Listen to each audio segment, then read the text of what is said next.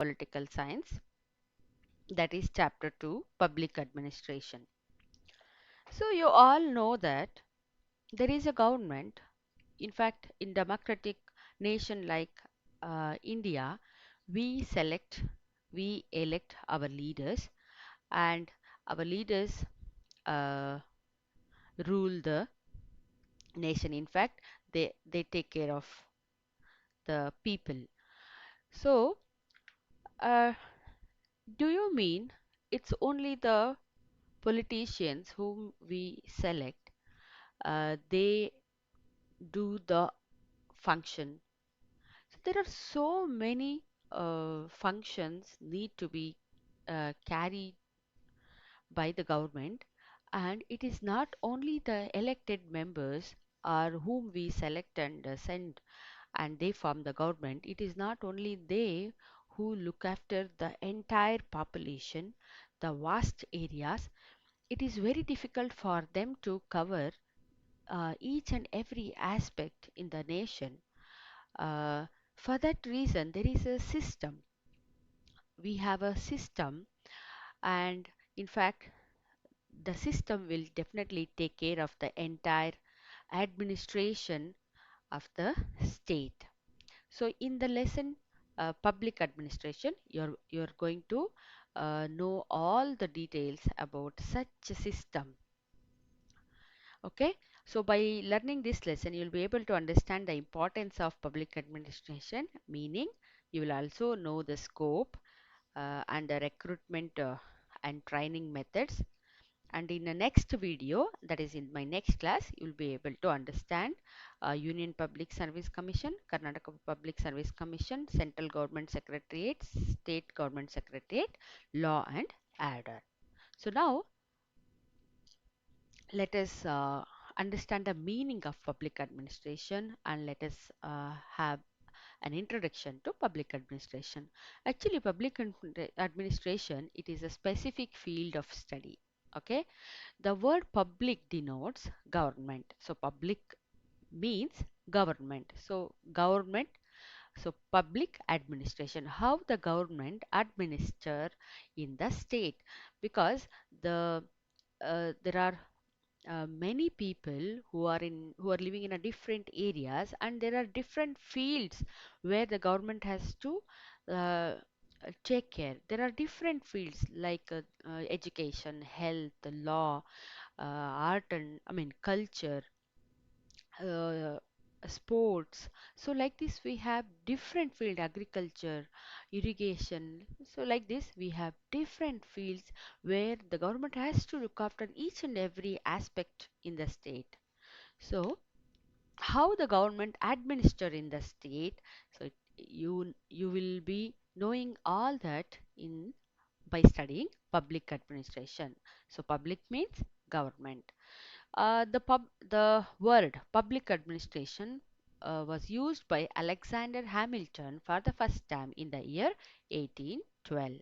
Then what is public administration? In nutshell, we can say like this: public administration is related to the total functioning of the government. As I told you, how the government works. So what are its functions? So it is the sum of all the functions of the government. So total functioning of the government, we call it as public administration. So it is that part of the government that runs day-to-day functioning of the state. So whether the government is there or not, but the government functions will definitely go smoothly, isn't it? So the government may fall today or tomorrow. So, but still, all the government works go on smoothly. Why? Because of public administration, the system called as public administration. The government is not permanent. So this time we may have a BJP government, and we don't know. Next time we may have different government, but the government may change, but the public administration remains the same.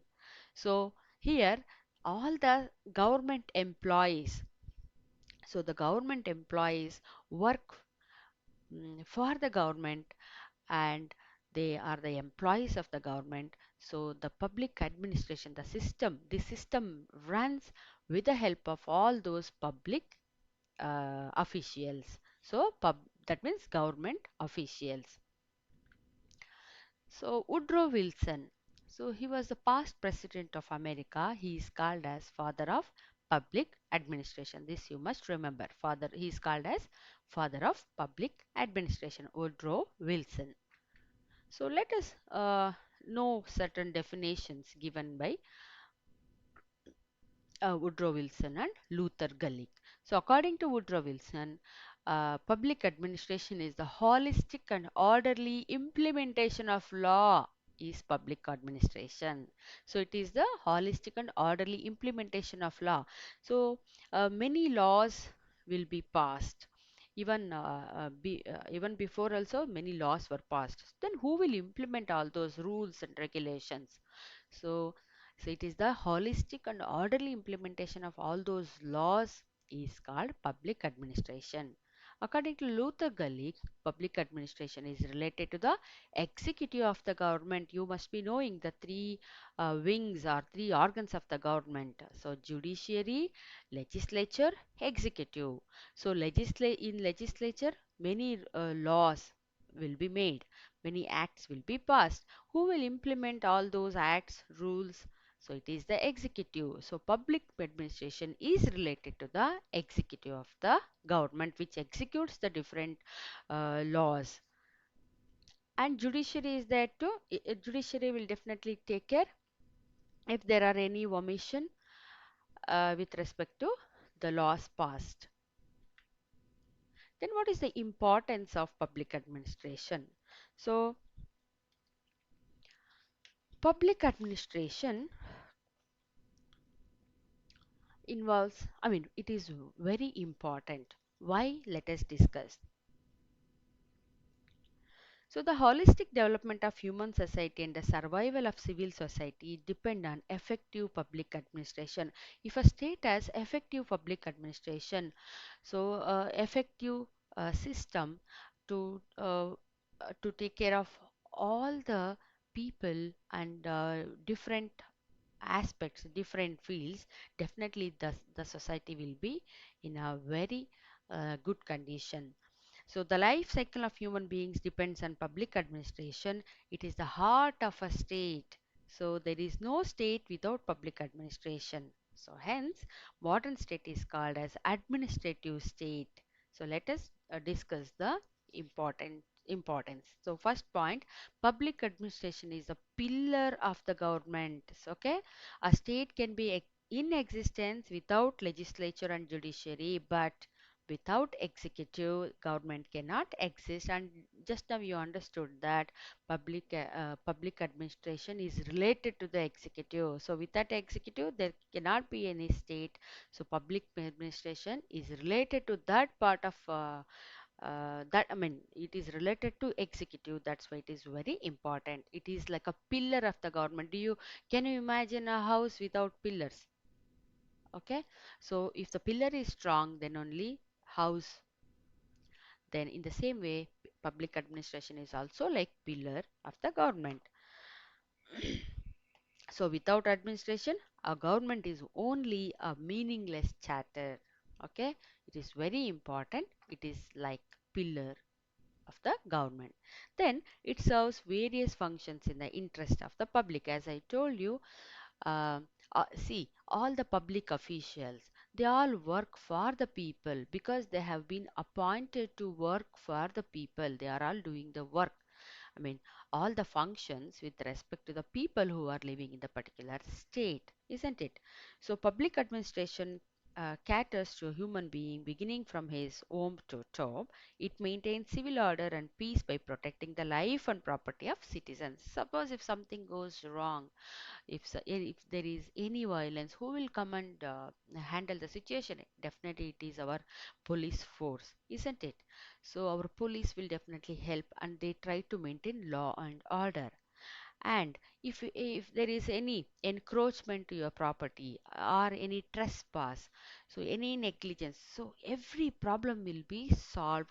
Definitely our police force, our traffic inspectors, a law department, all these will definitely play a vital role to maintain peace in the society. It takes care of providing basic facilities, not only maintaining law and order, but it takes care of basic facilities like education, employment opportunities, so health benefits. So all these will be will be taken care by the government through public administration.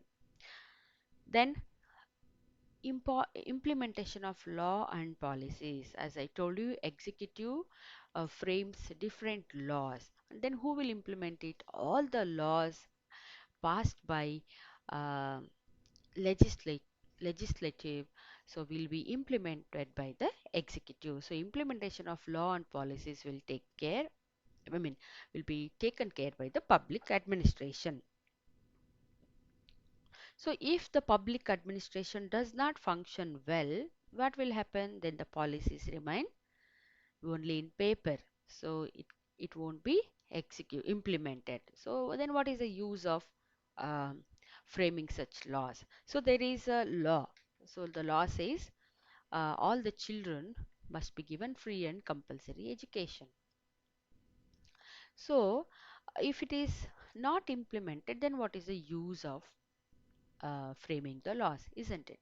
So next is necessary to protect social security. So public administration is very important.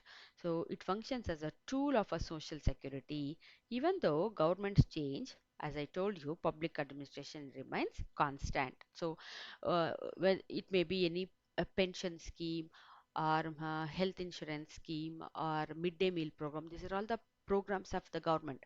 So if the government does not, if the government falls, but the different programs started by such government will be continued. How? It is through the public administration. That is why it is said that it is necessary to protect social security. Then it supports legislature and executive. It supports legislature and executive. Uh, just a minute.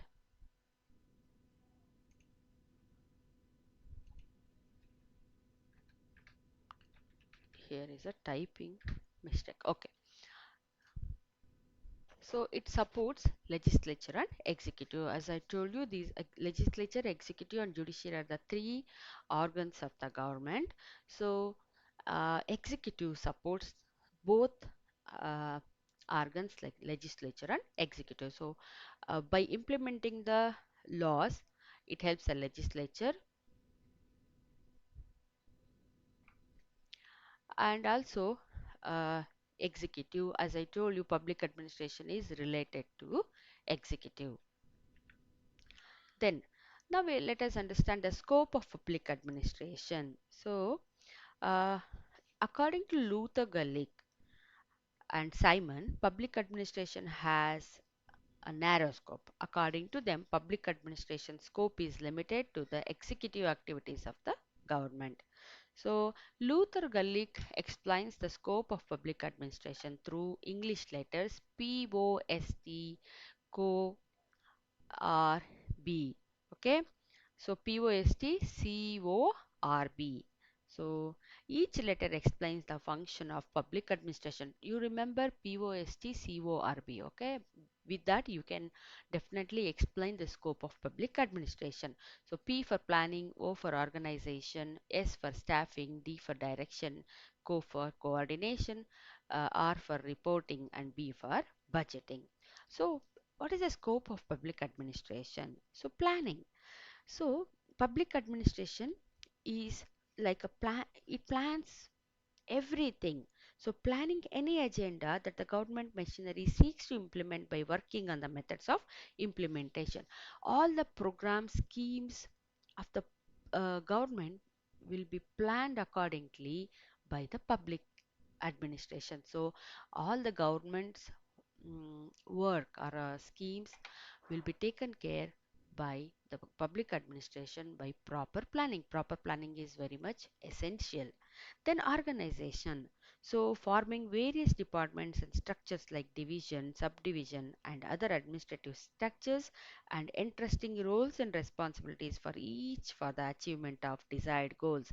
Here public administration helps to form various departments and also and in that department there will be different divisions and subdivisions. So and the all these divisions and subdivisions definitely take care of all the public schemes or public I mean government schemes programs. So without these divisions and subdivisions, it is very difficult to reach the entire population. Then staffing, recruiting and training. So public administration also does staffing. Staffing means it is recruiting and training the staff, that is uh, giving employment to the staff. So recruitment, uh, filling the vacancies which are there in the government department and giving them training is staffing. The public administration mean all the government work need to be uh, run smoothly. The staffing is very much important. Without the staff, it cannot function. The government cannot function. So uh, for the smooth functioning of the government, staffing is done, that is recruitment process is done, and after recruitment training is also given, and all these staffing process will be taken care by the public administration. Then after staffing, after recruiting the staff, what they do, they provide directions and orders to the various departments, the public administration. So this is the scope. They, I mean, giving proper direction and orders to the various departments so that which work, how it should be completed. So all these guidelines will be given by the public administration, the whoever the officials appointed for that purpose. Then coordination.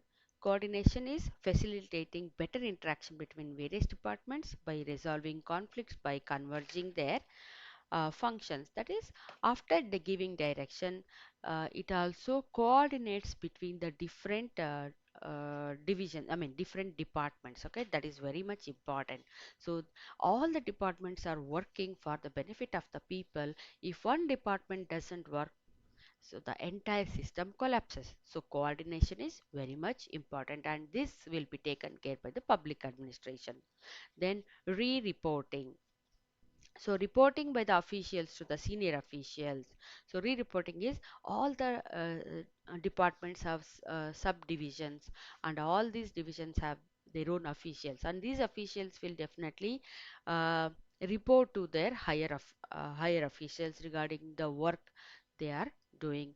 So this is also very much important. They even conduct research, documentation and investigation. Then budgeting, this is very important. So managing the financial planning, expenses and income calculation and auditing.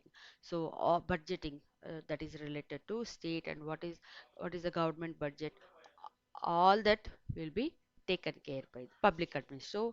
So the scope of public administration includes planning of government programs, organization, then staffing, direction, coordination, reporting, and budgeting. So the scope of public administration is increasing these days. This does both the protective and regulative functions. The growth of civil society further expands the scope of public administration. The aspirations and desires of the people have further enlarged the scope of public administration.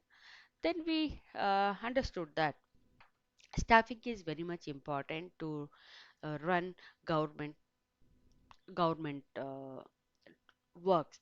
Okay, the government works will be taken care by the government officials, and their recruitment is very much important. Then what is recruitment?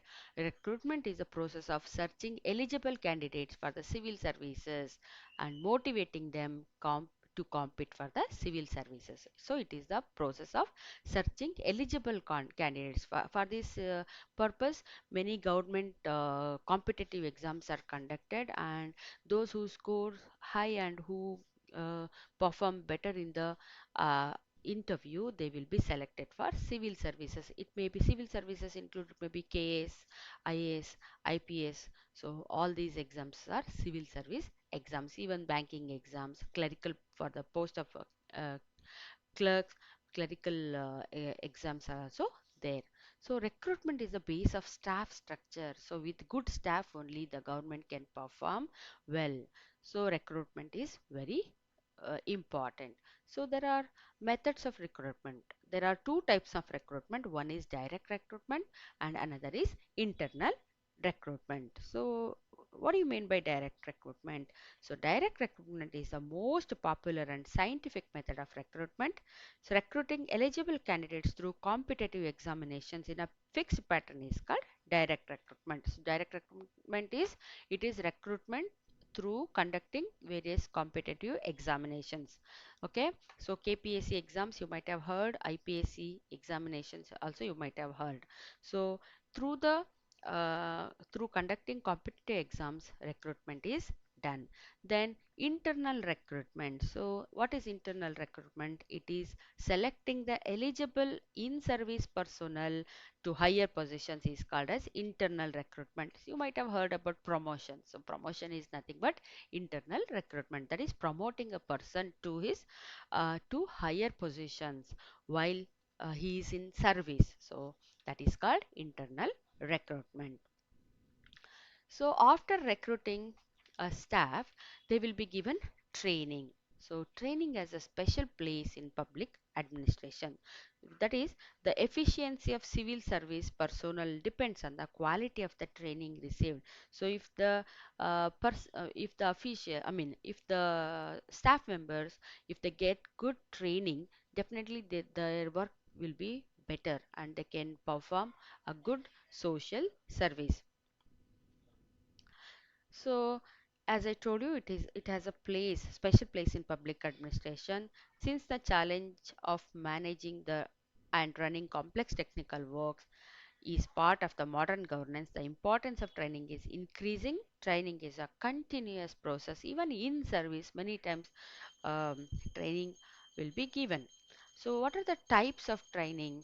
There are different types of training. It includes formal and informal training, pre-service and post-beginning of service training, then short-term and long-term training, departmental and institutes training, then skill training and background training. So, formal and informal training means it is a training that is received by the employee which is carefully planned in advance. This training is provided under the supervision of the experts, that is formal training. So informal training, it means the training that an employee gains while doing his duty. So informal training is while doing his duty he gets the experience. Okay, so an employee receives this training during his day-to-day execution of his duties. So in informal training they will get the training while performing their duty, but for informal training, so formal training is given under the supervision of the experts. Okay, so formal training is carefully planned and it is given before he starts to work, before the execution of his duty. But informal training is training given during the execution of the duty.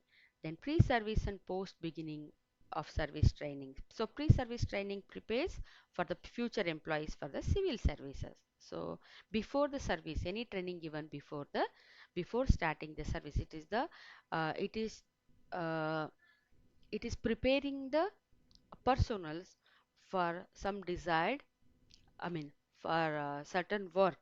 Then post beginning of service training is provided to those who have been selected to specific post. So this training aims at imparting better skills and efficiency.